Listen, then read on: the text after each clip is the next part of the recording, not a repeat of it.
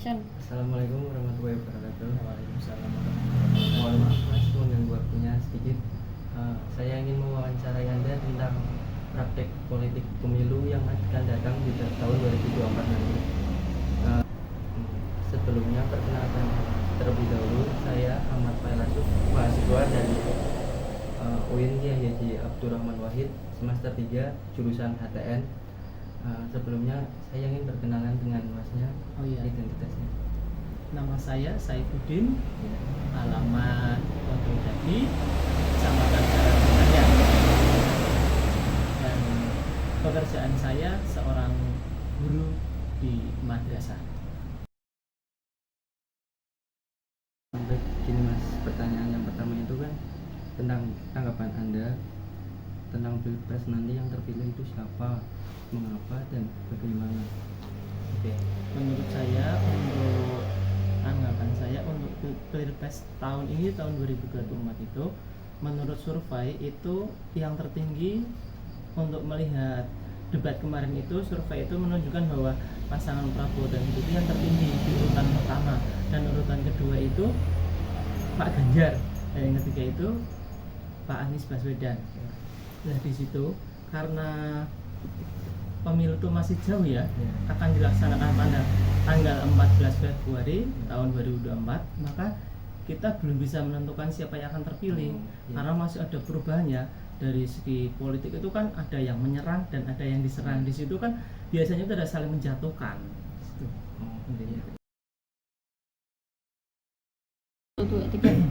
Pertanyaan yang kedua itu tentang tanggapan Anda tentang putusan umur capres yang diputuskan MK kemarin itu bagaimana?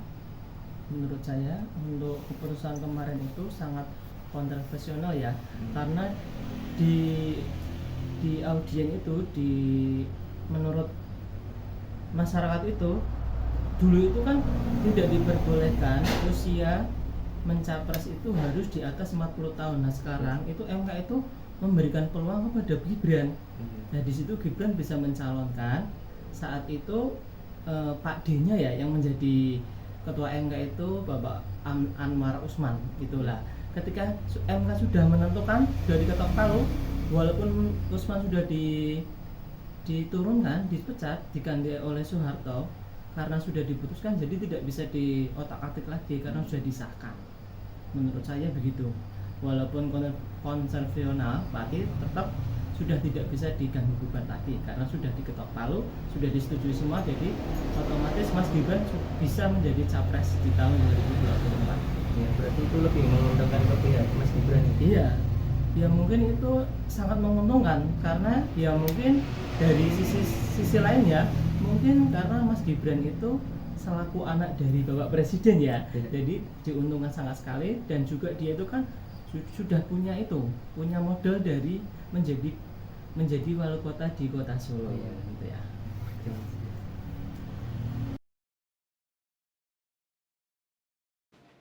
Baik, sini saya akan mengajukan beberapa pertanyaan mengenai tahun politik di 2024 ini. Pertanyaan yang pertama yaitu pandangan Anda tentang kinerja Presiden saat ini. Apakah janji-janjinya sudah terrealisasi? Oke, pendapat saya tentang kinerja Presiden saat ini ya, Pak Jokowi ya. Beliau itu sudah menjabat sebagai Presiden itu selama 2 periode, betul ya. Nah, pada periode pertama beliau tentunya pasti memiliki program kerja. Nah, program kerja itu ada yang sudah terlaksana, ada yang butuh evaluasi, ada juga yang bahkan belum terencana, dan kemudian mungkin itu menjadi program kerja lanjutan ya kan di periode keduanya ini. Nah, kalau ditanyakan tentang kinerja beliau ya pastinya sedikit namun pasti itu pasti ada yang namanya kemajuan ya pada saat beliau menjabat ini ya.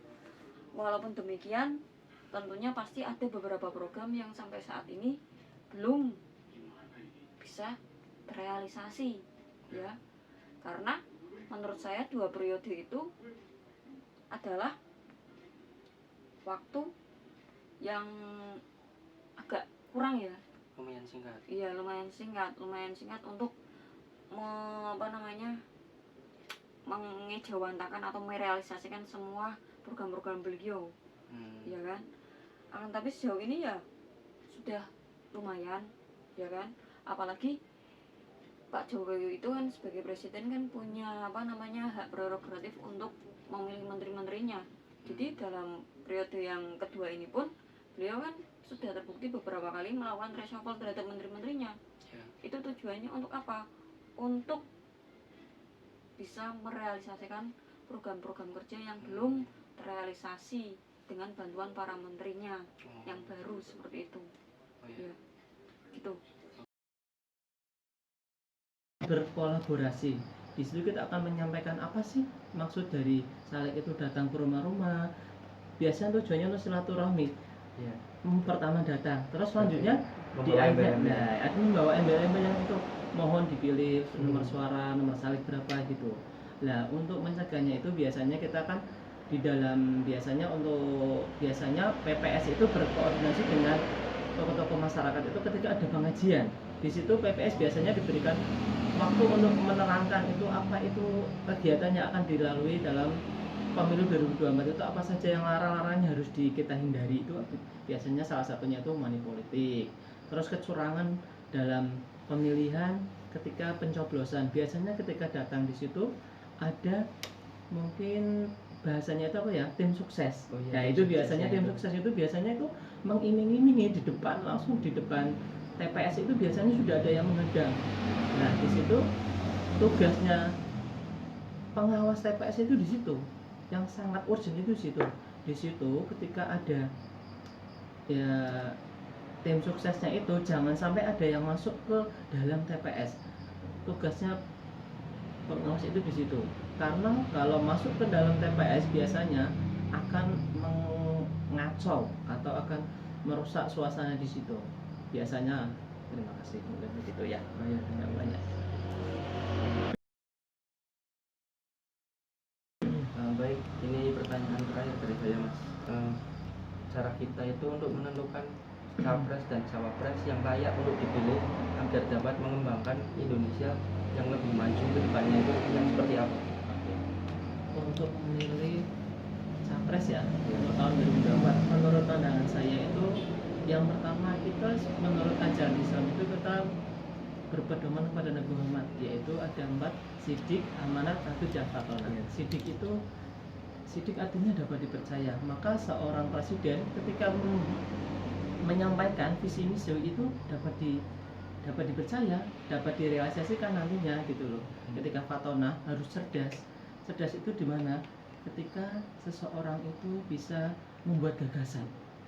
Ketika membuat gagasan dan dibantu oleh para menteri, gagasan itu kita tuangkan dalam UUD dan selanjutnya kita sampaikan ke menteri-menteri tugas-tugas apa saja yang harus disampaikan dan dikerjakan ketika membentuk kementerian di menteri itu. Nah, di situ kita akan mengetahui di mana seorang presiden itu bagaimana mengawal kinerja seorang menteri-menteri itu. Menurut saya mungkin. Dan semoga siapapun presidennya nanti itu dapat memajukan Indonesia yang lebih baik, yang lebih berkembang.